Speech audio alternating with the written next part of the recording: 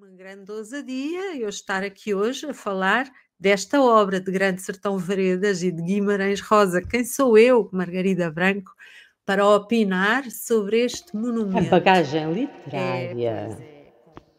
O podcast onde viajamos os livros e lemos o mundo, para que vá para a sua próxima viagem com mais bagagem literária. Olá, sou a Margarida Branco e este é o episódio 12 do podcast Bagagem Literária. O tema hoje é Grande Sertão Veredas, de João Guimarães Rosa. É este livro. É o livro do mês de dezembro, no Ler Por Aí. É um livro que nos acompanha numa viagem ao Brasil do Nordeste, do interior, Nordeste interior, dos rios do Nordeste brasileiro. É lá que se estendem os sertões, ou os gerais, como também é chamado aqui no livro, os gerais. E pelo que eu percebi, sertões e gerais são duas maneiras de designar a mesma região. O sertão cobre então vários estados ali do Nordeste, mas esta história centra-se em três: Minas Gerais, Goiás e Bahia. São estes três estados que são cobertos pela narrativa, não é? Eu vou falar um pouco do autor, então, Guimarães Rosa. Guimarães Rosa nasceu em 1908 em Codisburgo, que é uma pequena cidade do estado de Minas Gerais, e faleceu em 1967, no Rio de Janeiro. Entre estas duas datas, 1908 e 1967, o que ele fez? Estudou, aprendeu imensas línguas, foi médico, casou 2 vezes, foi pai, foi diplomata, foi viajante e foi escritor. Ocupou a cadeira número 2 da Academia Brasileira de Letras e recebeu vários prémios pela sua obra. Além de Grande Sertão Veredas, Guimarães Rosa também é autor de, por exemplo, Saragana, que saiu em 1946, Corpo de Baile, em 1956, Campo Geral, 64, Tutameia, 67, e outros, vários outros. Alguns deles saíram já postumamente. Grande Sertão Veredas já foi adaptada a novela gráfica, a teatro, ao cinema, até à ópera. É uma das obras-primas da literatura brasileira e mesmo mundial. Guimarães Rosa é um dos grandes da literatura brasileira e mundial. Por isso é uma grande ousadia eu estar aqui hoje a falar desta obra de Grande Sertão Veredas e de Guimarães Rosa. Quem sou eu, Margarida Branco, para opinar sobre este monumento? Pois é com humildade, é como público, como leitora e não como crítica. É sempre neste estatuto que eu falo dos livros e sempre com uma vénia. E hoje uma grande vénia, vamos lá.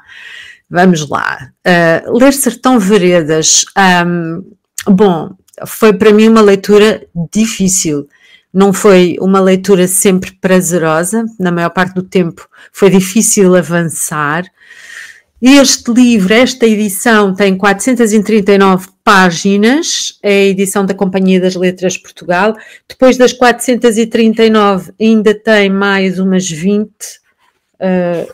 com a cronologia de Guimarães Rosa, da vida dele, desde que nasceu até que morreu, não é?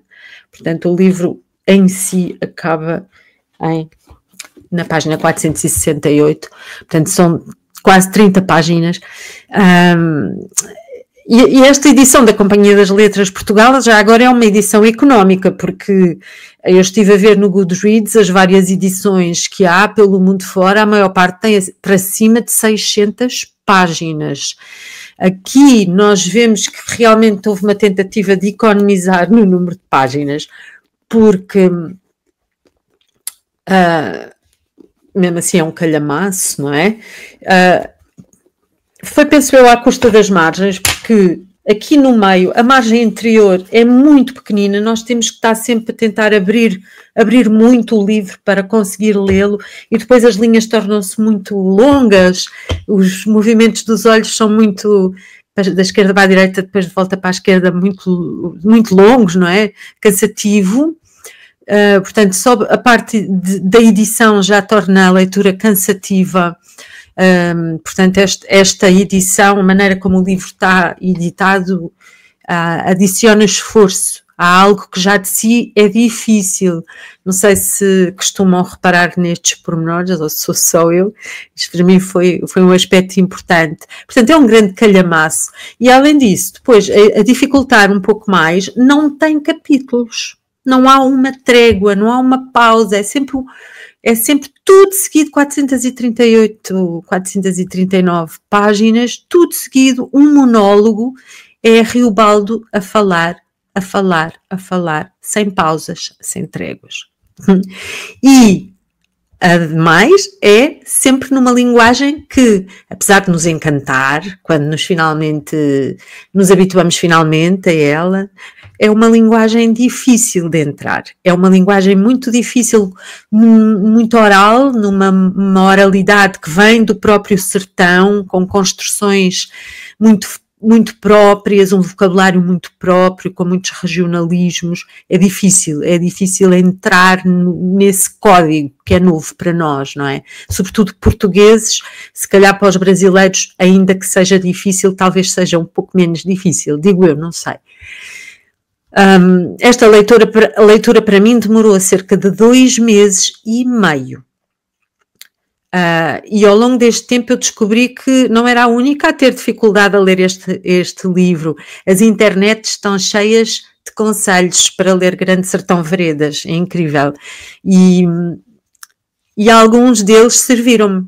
Realmente acompanhei esta leitura com essas ajudas e posso partilhá-las aqui. Portanto, o conselho que eu recebi mais vezes,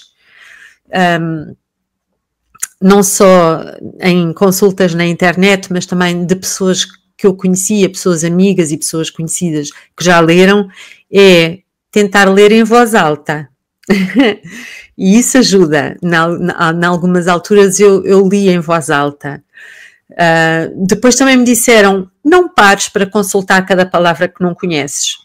E eu acabei por perceber que realmente não vale a pena, porque são tantas as palavras que nós não conhecemos, que eu não conhecia, que eu ia estar sempre, constantemente, a interromper a leitura para ir fazer uma pesquisa, e acabei por perceber que muitas destas palavras se calhar até foram inventadas pelo autor, porque não aparece nada quando as pesquiso, não há uma entrada de dicionário, pronto.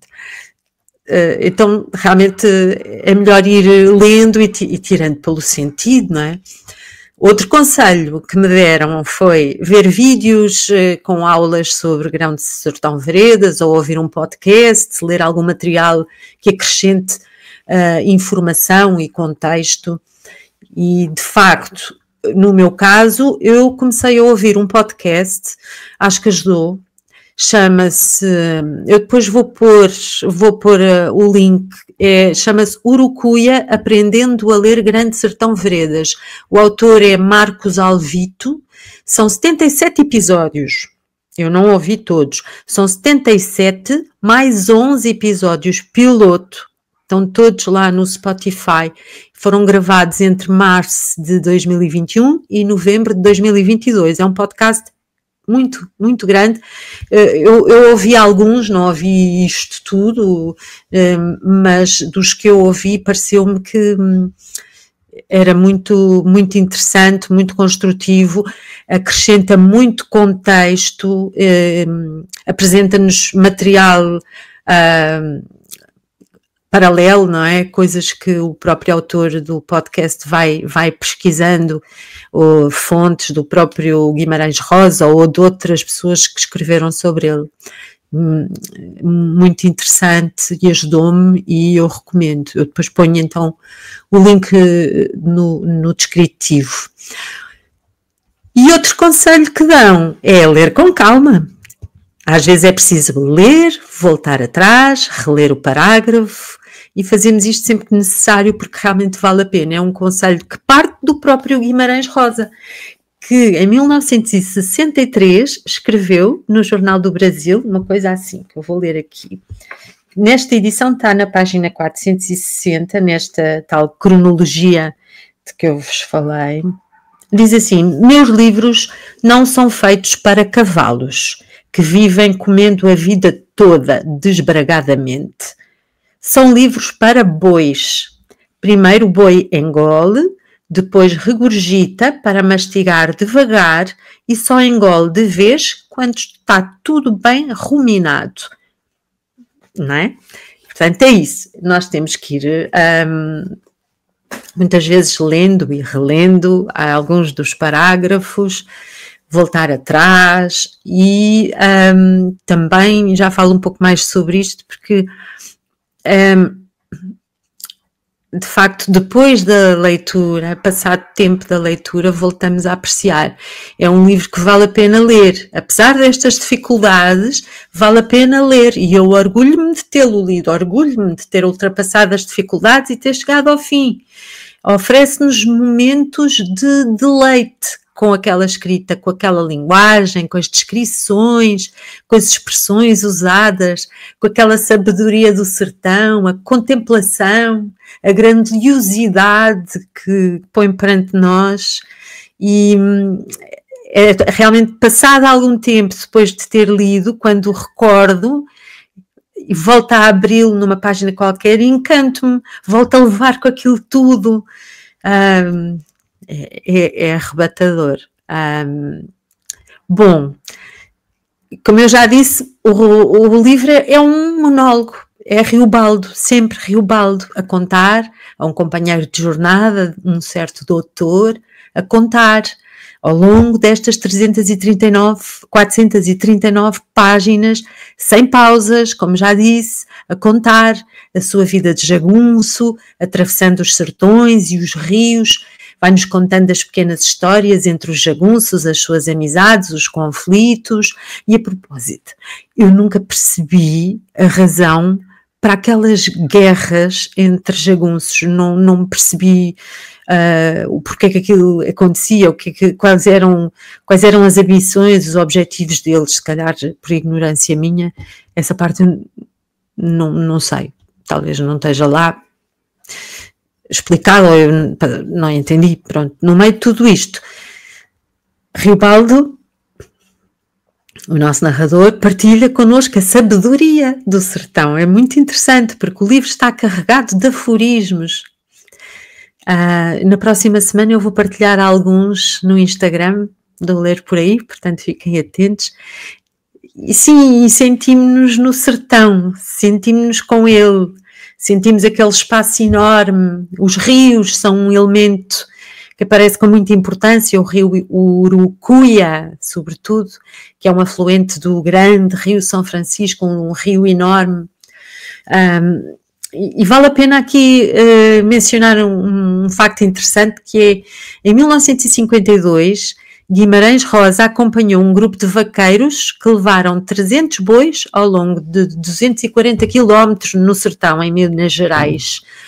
Foram 10 dias de imersão naquela realidade do sertão, em que Guimarães Rosa foi absorvendo tudo e tomando notas, e desta experiência resultaram 2 cadernos, que ele chamou a Boiada 1 e a Boiada 2, e estes cadernos depois serviram de alimento à escrita de Grande Sertão Veredas, que sai logo em 1956, 4 anos depois. Os originais pesquisei, não é? Desapareceram, os manuscritos escritos à mão, mesmo nos locais, não é? Em loco, desapareceram. E existem transcrições à máquina que estão guardadas na Universidade de São Paulo, no Instituto de Estudos Brasileiros. E ainda sobre esta viagem que Guimarães Rosa fez, existe um circuito que se chama Caminhos de Rosa, onde podemos seguir o mesmo caminho percorrido por Guimarães Rosa em 1952. É interessante, portanto, turismo literário com Guimarães Rosa no Brasil. Quem quiser viajar para o Brasil e estiver à procura de atividades, esta é uma coisa que pode fazer, e de certeza que é muito enriquecedor. E leve o livro para ler ao mesmo tempo. Talvez seja uma experiência ainda mais ainda mais interessante. Ok, espero que tenham gostado deste episódio. Se nos estiverem a acompanhar durante o mês de dezembro com alguma leitura passada no Brasil, podem partilhar essa leitura com o hashtag Ler Por Aí e assim viajamos juntos para o Brasil. Bom, amigos, se gostam do podcast Bagagem Literária e quiserem apoiar, não te esqueçam de fazer tudo. Subscrever, dar estrelinhas, pôr gosto, comentar. Eu no Spotify vou pôr uma perguntinha que eu pedia para responderem. Tudo isto vai ajudar ao engajamento, não é? Para tornar o podcast mais visível, chegar a mais gente e tornar-se um grande podcast. Obrigada mais uma vez e até ao próximo episódio. Entretanto, desejo a todos umas boas festas até 2025. Bagagem Literária é um podcast do Ler Por Aí, apresentado por Margarida Branco. Acompanhe-nos no website lerporaí.com e nas redes sociais. Ler Por Aí no Facebook e no YouTube, Ler Por Aí _ no Instagram e no Threads.